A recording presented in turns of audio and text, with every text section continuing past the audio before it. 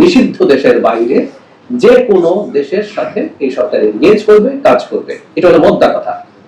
বাংলাদেশ পুরোপুরি আমেরিকার সাথে ছাড়া আর কারোর সাথে কি সম্পর্ক রাখবে কি রাখবে না, আমি যদি এভাবে বলি, কিছুদিনের মধ্যে আপনারা দেখলেন আমাদের সরকার দায়িত্বে আসার পর আমাদের মাননীয় পররাষ্ট্রমন্ত্রী রাশিয়া সফর করেছে, মাননীয় প্রধানমন্ত্রী প্রথম সফর চীনে হয়েছে, সেকেন্ড সফর। ইরানের সর্বোচ্চ ধর্মীয় নেতা আয়াতুল্লাহ খামিনির জানাজায় আমাদের মাননীয় স্পিকার গেছেন। সব মশার বিরুদ্ধে সুরক্ষা দিতে এলো বসুন্ধরা এক্সট্রিম অ্যারোসল, মশার বিরুদ্ধে এক্সট্রিম সুরক্ষা। এই রাষ্ট্রের ওয়ারেন্ট অফ প্রেসিডেন্ট তিনি 3 নম্বর মান। তাহলে আপনি খেয়াল করলে দেখবেন এর মধ্যে অনেকগুলো কনফ্লিক্টিং জায়গা আছে গ্লোবাল পলিটিক্সের, কিন্তু সরকার যেখানে যেখানে তার যাওয়া প্রয়োজন মনে করে, যেভাবে যাওয়ার সম্পর্ক প্রয়োজন মনে করে তাই করছে। আপনি প্রশ্ন করছেন পাকিস্তান এবং তুরস্কে যাবে কিনা, প্রয়োজনে অবশ্যই যাবে।